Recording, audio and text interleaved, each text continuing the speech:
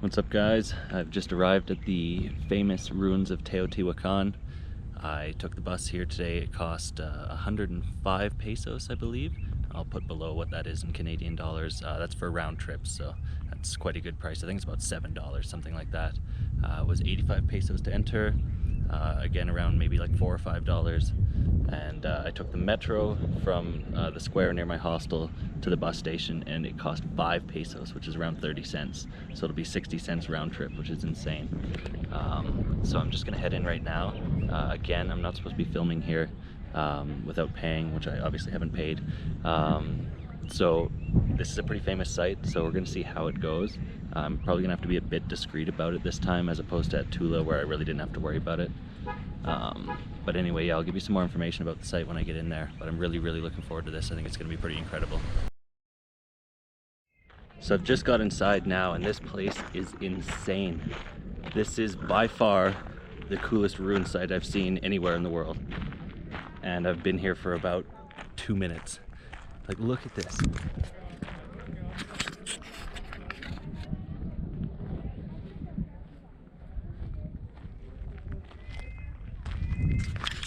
The scale of this place is insane. So this actually isn't an Aztec ruin. The Aztecs found this place and then built their civilization sort of around it. And that's really cool. And the name Teotihuacan actually means the place where gods were created. So you can see that they clearly thought this was a immensely important place as well too, and you can see just by the scale of everything how true that really is, and why they named it that.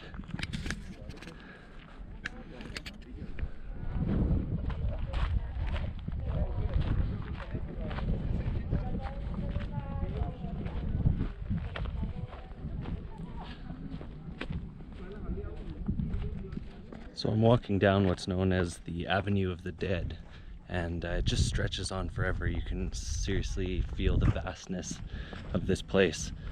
And at its peak, it was around 36 square kilometers total, and it hosted over 100,000 people, which is insane to think about. And it started as just like a religious center before expanding into this massive city that it's now known for. It's incredible to me that despite the vastness of this site that we're able to explore today, it actually only makes up 10% of the city at its peak.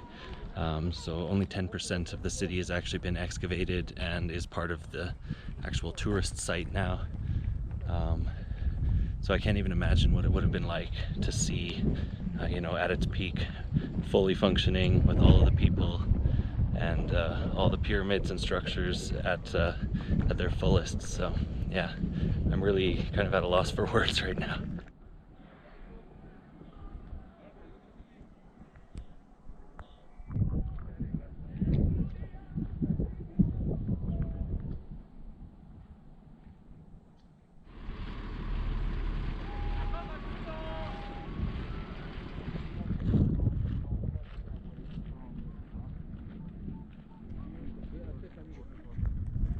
So this area here is known as the Citadel, and it was sort of like the administrative center of the city of Teotihuacan.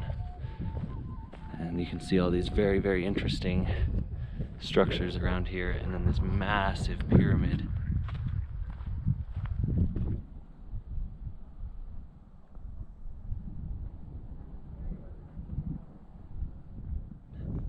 So I gotta say, there's two very contrasting things about traveling to Mexico during COVID. One is that at sites like this, especially during the week, there's not that many people, which is really nice, because normally a place like this, I think it attracts like 4 million visitors a year. So normally it's gonna be like super busy here. So that is a major positive about traveling during these times. But the big downside is a lot of these places you'd actually be able to climb the pyramids and climb a lot of these structures, and they're closed because of COVID, which to me makes no sense. I don't know what the reasoning for the Mexican government is behind closing not the sites, but just the ability to walk up. I don't think that's preventing the spread of COVID at all, but what do I know?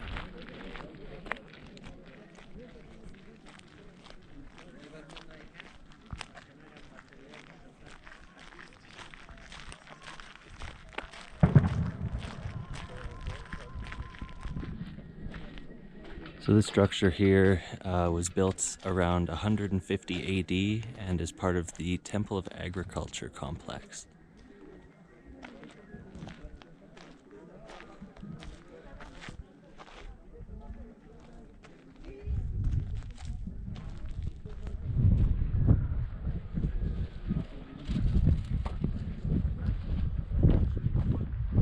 I love the design on these stones here.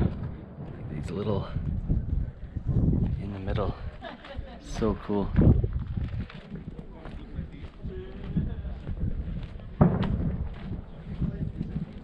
It's funny because you can hear actual gunshots in the background every like couple minutes here. There's actually like a military camp that's maybe like a couple kilometers over that way, so you can hear them practicing. Not really sure if that adds or takes away to the atmosphere here, but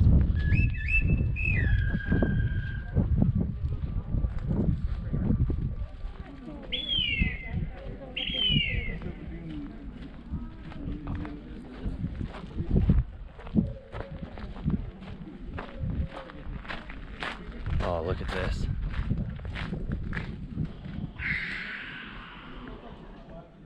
That is so cool.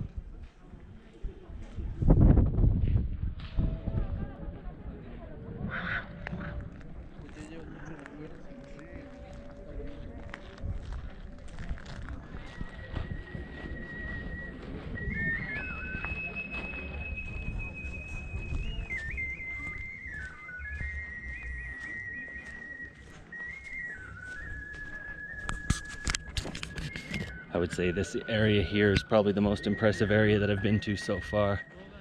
It's just like this big plaza and this huge pyramid behind me here. I think this is the second largest pyramid, but I'm not exactly sure if it's Temple of the Moon, Temple of the Sun. I'll try to find a sign here. But yeah, this is incredible. So all of these impressive structures everywhere.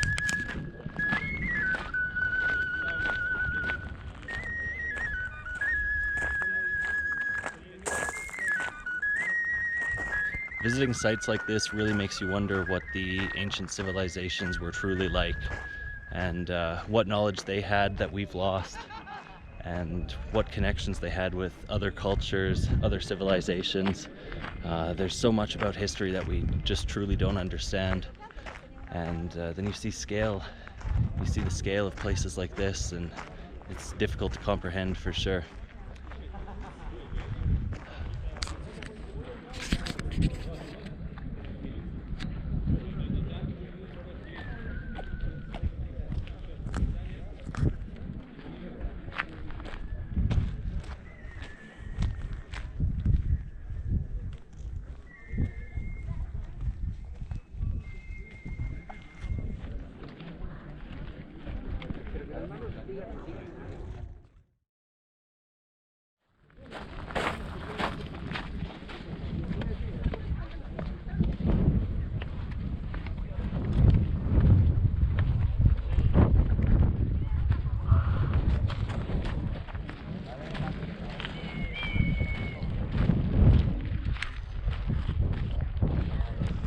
So just beside me here now is the Pyramid of the Sun, and it is the center of the entire city of Teotihuacan, and also the tallest structure in the entire site.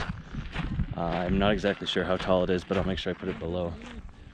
This is absolutely one of the most impressive things I've ever seen.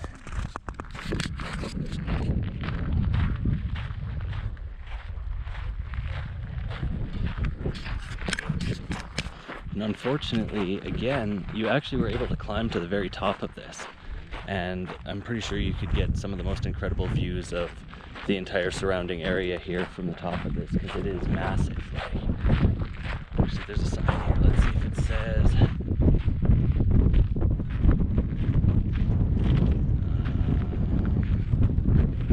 No, it doesn't. It's just talking about the Aztecs abandoning the site, and then later civilizations such as the Toltecs coming in. But yeah, I'll make sure I find it.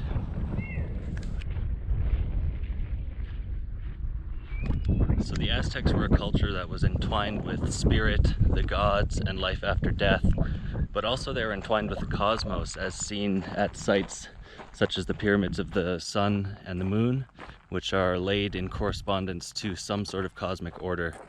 And it's really, really interesting. All of these sites here were meticulously thought out and are planned in some form of symbolic, cosmic, and geometric order. And it's just incredible to witness it and to have that knowledge as well. They're incredible sights just to see with no knowledge, but once you dig a little bit deep and you learn a few things, it's just truly incredible.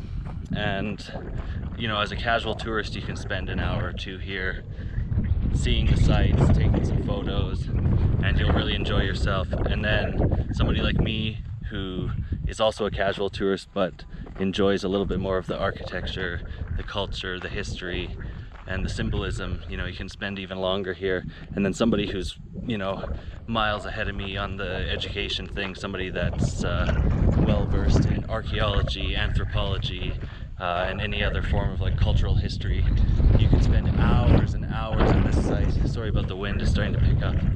They could spend forever at this site, and they would understand things on so much more of a deep level. But yeah, even just as a person who's casually interested, I'm absolutely blown away by this site, and I would recommend anybody who's in the area to come check it out. So I've just found a nice spot to sit here by the main pyramid, and I think I'm just going to hang out for a little bit and kind of take in the energy of this entire place. It's quite warm as well too, so it's nice to be in the shade for a couple of minutes. But yeah, I'm going to put the camera away for a while, just really enjoy the experience of being here, and I'll come back to you guys later and I'll give you my thoughts. I'm pretty sure you already know my thoughts, but I'll sort of wrap up the day and everything and let you guys know about the experience. So hope you've enjoyed so far, and I'll see you in a little bit.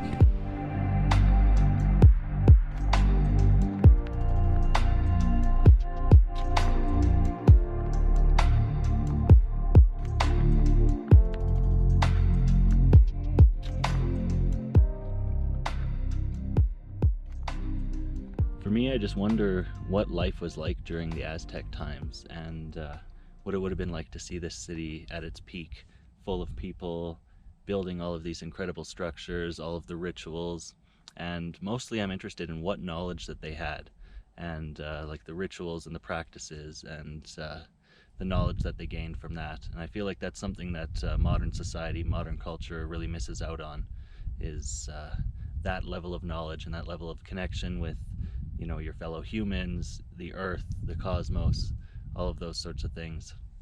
It's really interesting. And like for me, I just have to remind myself that I'm truly here.